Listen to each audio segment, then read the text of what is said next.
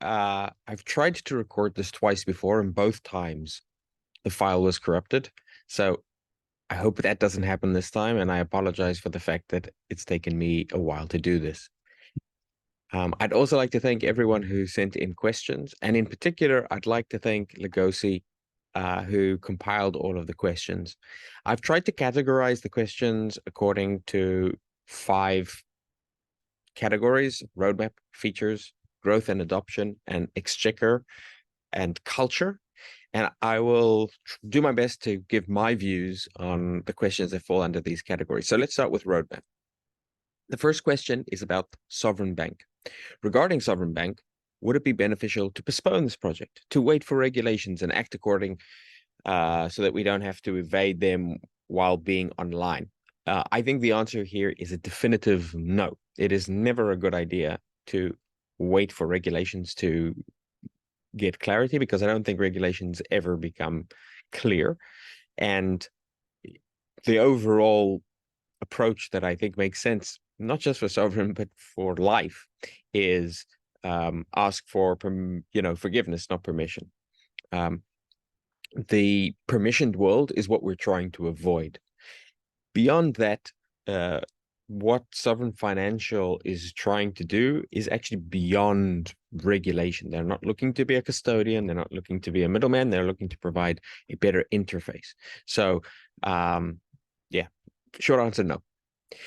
Then another question about Sovereign Financial, which is, would you say that those of us who think that Sovereign should not develop KYC products under its brand?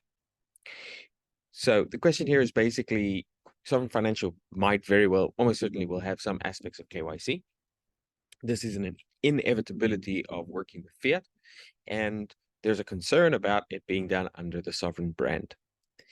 Sovereign at the moment doesn't have any IP protection, which is very much an old world thing in any event around the Sovereign brand. Now, if the community decide, there can be an effort to create some kind of trust or some kind of entity which will hold IP.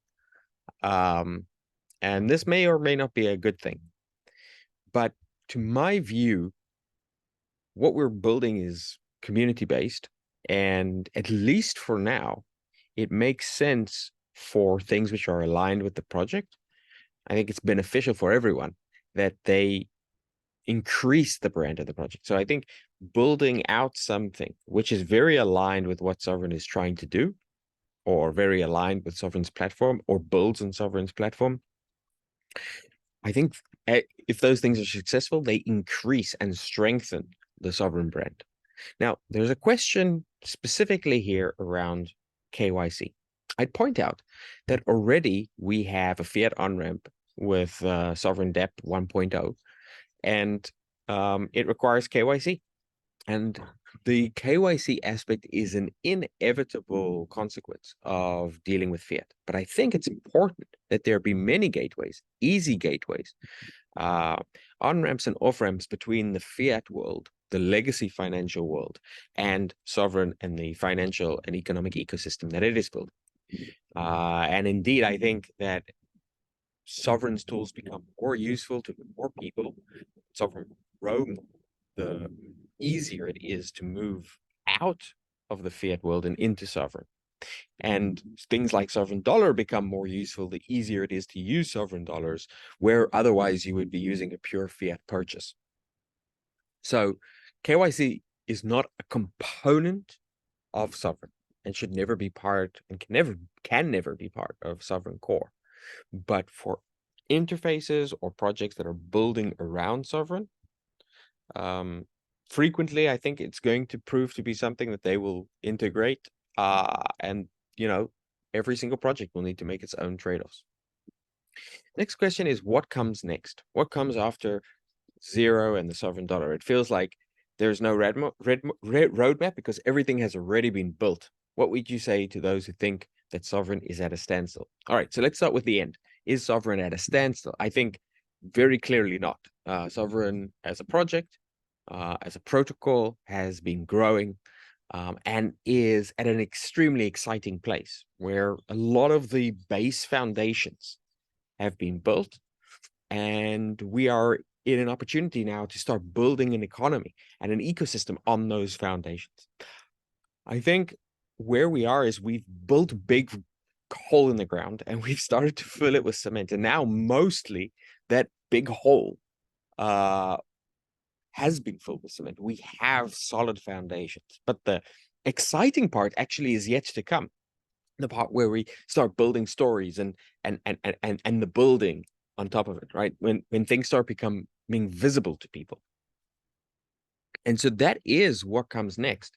It's building out the ecosystem. One way I sometimes think about Sovryn, and I think is a good way to think about Sovryn, and really most true blockchain projects, is what you're building out is a new jurisdiction. In the same way that Hong Kong is a jurisdiction and Israel is a jurisdiction and Singapore is a jurisdiction and El Salvador is a jurisdiction, you're building out a sort of proto-nation, except because the world is becoming less physically bound and because the nexus of economic activity is much less the physical world, and because Bitcoin has showed us the way to have property rights and property at all and scarcity in the digital realm, we are seeing a shift into dematerialized economic jurisdictions and legal jurisdictions. And in these dematerialized legal jurisdictions, the law is set down in code. And that is what Sovryn is. So one way to think about Sovryn is that Sovryn is Hong Kong in the sky. And right now, it's a tiny little village. So our goal now is to start getting people to want to migrate their economic activity, the hours of their lives into Sovryn, to start building more projects. We want to get more builders. We want to turn into a platform on which people can build. And this is a very big challenge, as big as anything we've done, probably bigger than anything we've done up until now. But I think it's extremely exciting. And I think that it's sorely missing in the Bitcoin world. We don't have Bitcoin native economies in the same way that smart contract platforms have native economies. Now, maybe those native economies are primarily around gambling. That doesn't mean that's the path we have to go down, but Monaco and Las Vegas are real economies, right? And very valuable and wealthy. And so, you know, maybe you start out as Macau, but you can migrate to something else if you're smart. So, so even those economies can be valuable, but I think we should be building sound finance for sound money. And I think that mission has only just begun. The next question is about SOV value. Is SOV the first-class citizen of the Sovryn platform or not? What is being done to give SOV more value? I would say that SOV is not the first-class citizen of the Sovryn platform. The first-class citizen of the Sovryn platform is the SOV staker. In fact, that is the only true citizen. It's kind of like how I think in the most productive liberal periods that we've ever known, like the 1800s, early 1900s, it was landowners who had a vote. This was also true in Athens. And they had a stake in society, a physical stake in society, and they were the citizens. And in many ways, Sovryn is the same way. So SOV is not a citizen, but SOV also isn't the primary currency of Sovryn. It's that would be Bitcoin and the sovereign dollar. So what is SOV? SOV is like the land that the landowner would have had. It's the stake that you have in Sovryn. And how do we give SOV more value? It's by growing Sovryn. There is a direct connection between Sovryn's growth, the growth of the Sovryn ecosystem, and the value of SOV and the value of an SOV stake. Now, that actually isn't always an advantage. The fact that meme coins have no real connection to any value means that they can have any value that people imagine. The fact that many DeFi platforms have, extremely confusing tokenomics, in many ways makes it easier to sell them because they become more like a meme coin. The very clear and transparent way in which SOV gains value from the growth of Sovryn is an outlier in the crypto world. And maybe in some ways a disadvantage. But I think it is fundamentally the right thing for us to do now from a principles perspective and long-term in terms of the absolute growth. And yes, there may be ways to layer additional value around SOV. And I would be very interested in conversations, and there have been some conversations in places like the forum around this. And that is maybe part of what we should be doing now. And so, I think I don't really use that many other platforms besides Sovereign. Many of you do. If you have ideas that we should copy, make your voices heard. The next category is features. So there's a question here about whether or not we should have short selling of SOV. Right now on margin trading, you can take a 2x long position on SOV, but you can't take a short position. And it used to be the case that you could take a 5x long position, which was reduced to 2x because of volatility. My overall sense is that we should perhaps consider removing margin trading for SOV entirely, because I think it needlessly introduces volatility at this point, with not a lot of upside to that volatility, not even in terms of increased trading volume. I also think that if in the future, or if we don't remove it now, but let's assume we did remove it, and in the future we decided to reintroduce margin trading for SOV, I think it would be better for it to be symmetrical. It is healthier when the ability to buy and sell is symmetrical. So that's my take on short selling SOV. I wouldn't want to introduce it now. In fact, I would go even further and remove margin trading for SOV entirely. The next question is about Bitocracy. Is there any way to improve the information system of the Bitocracy, clearer statistics, participation, vote distribution, etc.? The answer is, of course, there is, and anyone can do this. The information is online. There is data in the subgraph,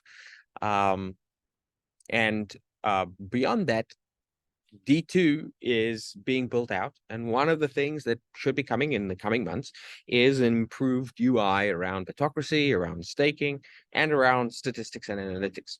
So, building these things takes time, and the more we see additional builders come into the space and building around Sovereign, the more these things will have a diversity of availability and different ways that people can display these things. But yes, this is absolutely something which is going to improve. The next category of questions is growth and adoption. And the first question is #when marketing. Now, I have a lot of thoughts on this, but I'll try and address some of them. One is,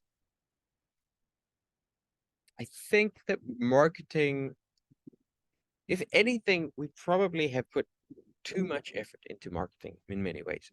If this was just a regular sort of product, we wouldn't really be marketing at all aggressively until now, when we have product or the beginnings of product market fit. Now it maybe starts to make sense to invest more in marketing, but because of the nature of Bitcoin, crypto, this entire space, there was a need to make sure we have visibility, that we have community, etc. And it was necessary to build out the everything in public, which means also the need to explain it. So I think that marketing, communications, adoption becomes more and more effective as the UI gets easier, because then people who hear about something can try it out without too much difficulty. And when the products are are closer to being a killer app, we are getting very close to that point.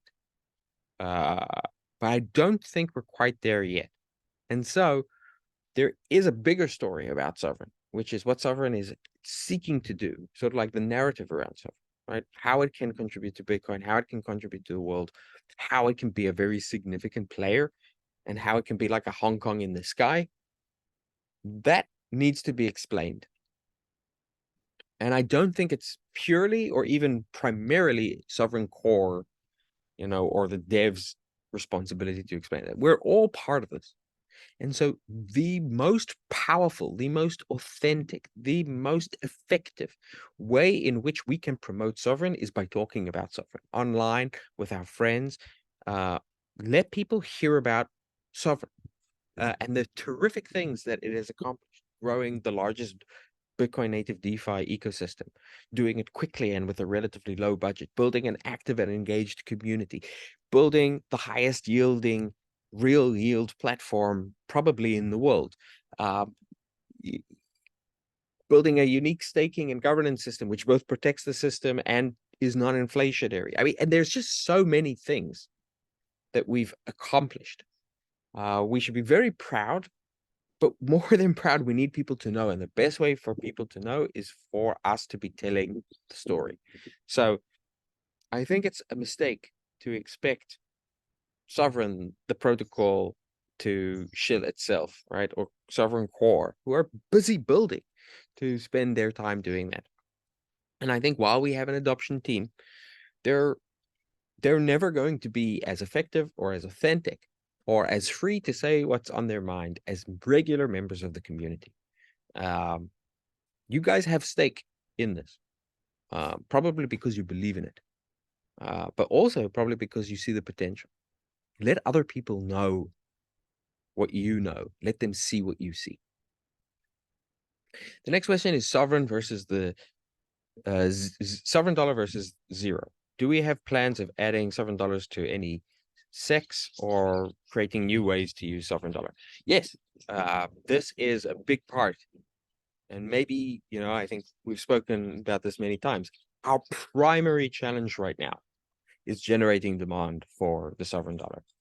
That means building an economy around the Sovryn dollar, but it also means more tactical things. It could be, having more trading. It could mean ordinals trading. It could mean getting onto a SEX. It could mean rewards in the stability pool, which, now are available. It's going to be many, many things.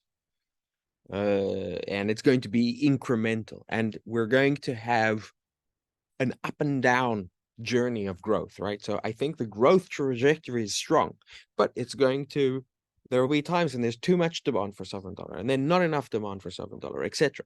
And so it's going to feel like this. And so we need to keep pushing. We need to keep building. We need to add each time an additional layer. But this is, for the near term, our most important mission. And we can all contribute to it pretty easily and to our own benefit by holding Sovryn dollars, because Sovryn dollars are really the only type of dollar in the world that is decentralized, that is backed by the world's best collateral, and the only type of dollars that are non-confiscatable that you can truly own. So, if it's by holding Sovryn dollars in your wallet or in the stability pool or in the lending pool and earning some yield on them, we should all be holding Sovryn dollars. It's the best thing for us, and it's the best thing for the protocol, and it's the best thing for our pockets. The next question is around growth. Do you think we can ever grow at a rapid pace for zero adoptions and the peg? It seems like these are highly correlated and dependent on each other, growing at the same rate. This, like I said, this is we were focused on generating demand for zero. Now we're focused on generating demand for the Sovryn dollar. It's a two-sided market, and at any given time, one of these sides is going to be dominant until such time as we reach a level of scale where it's just carrying itself. So right now, the fight is for dollar demand. Once that's sort of won, the fight's going to be for zero demand, zero growth again. I think we can grow at a very rapid pace, but it is going to be a bit of stop and start. The next question is around Exchequer and specifically tracking funds. Can we make the funding pool available to everyone so that we know where the assets we're holding and what the time frame of runway is? And then the second part of that question is, well, let's show each contributor's pay. So I'll start with showing each contributor's pay. No, that would be a horrible, terrible idea. It's basically doxing people. We would be able to see what their income is, how they use their funds. And I think nobody wants to be in a situation where their entire financial lives are exposed. And so we would lose contributors. So Sovryn has always placed a huge emphasis on preserving privacy, not doxing people, making sure that the right to financial privacy is maintained. And we should make sure that we continue to maintain that. With regards to providing transparency around the Exchequer's funds, last week, a new report came out providing more information. I think the level of transparency is extremely high, but it can't be real time. It can't be real time in part because of the contributor pay problem, but beyond that, it's just too complicated. We've tried and spent months and months building out or attempting to build out dashboards of this kind, but it would be basically building out a totally new product, its own product. And the resources that requires are very significant. So I have a strange neighborhood cat who's taken a liking to this. This is what we need. We need to be attracting people to Sovryn so much that we can't get them to stay away. The next question is around culture. Are we double counting TVL in the ZUSD and the Mint? I don't think we significantly are, but there is an effort right now, for example, with DeFi Llama to try and properly demonstrate where all of the funds are in the different products. Properly showing how many assets are in the system and to what extent they're being reused. This actually kind of ties to the previous question. It's a very complicated problem. This is a particular simple version of that, but it too is complicated. So I think we're doing a good job right now, and we'll continue to try and improve the transparency and the ease in which people can see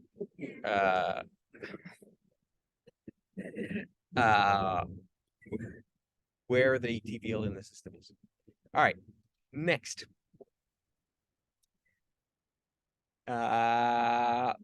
This question is around the community setting the roadmap. And actually, I'm very glad this question is being asked, because I'll read the question out in full. I don't recall if Sovryn has ever asked the community what they would like to see done that doesn't exist now, and if it would contribute funds if necessary.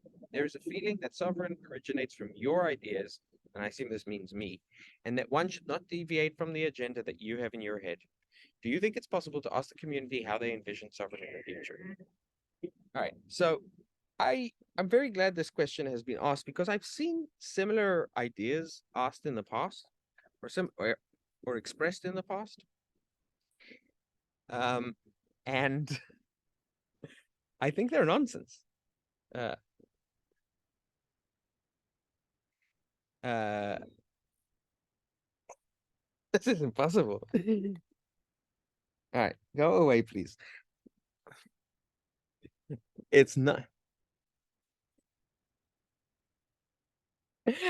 Just all right. So I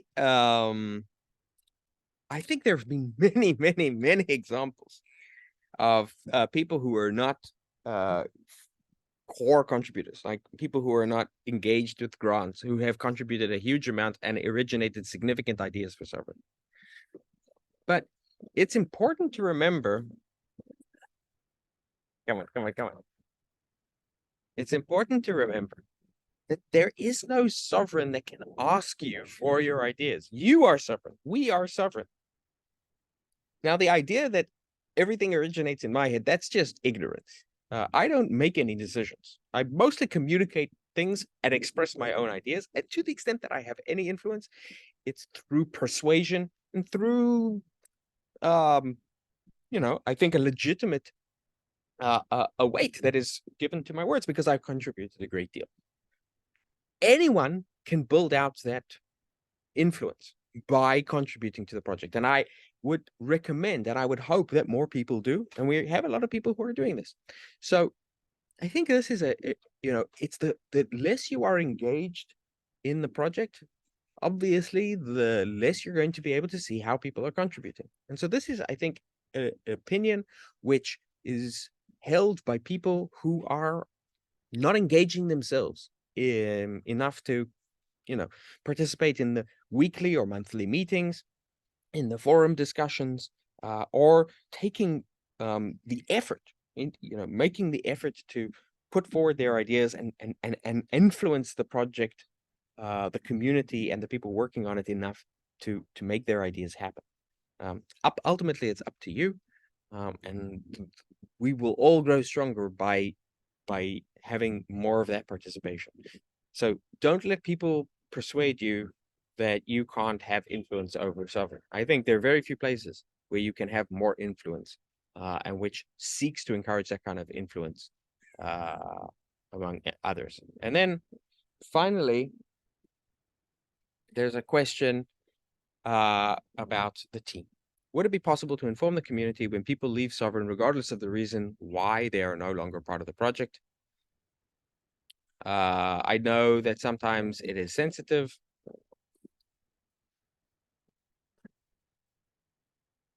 And look, with regards to this, people receive grants, people stop receiving grants, people contribute without receiving grants. There isn't and shouldn't be some kind of formal process, to my mind, of who's working on what, who's receiving grants on what, why have they chosen to leave. I think that introduces politics and gossip, and defeats the purpose of having a group voted in every year, exchequer, which is able to provide grants without having to have a whole sip over every single person who is participating.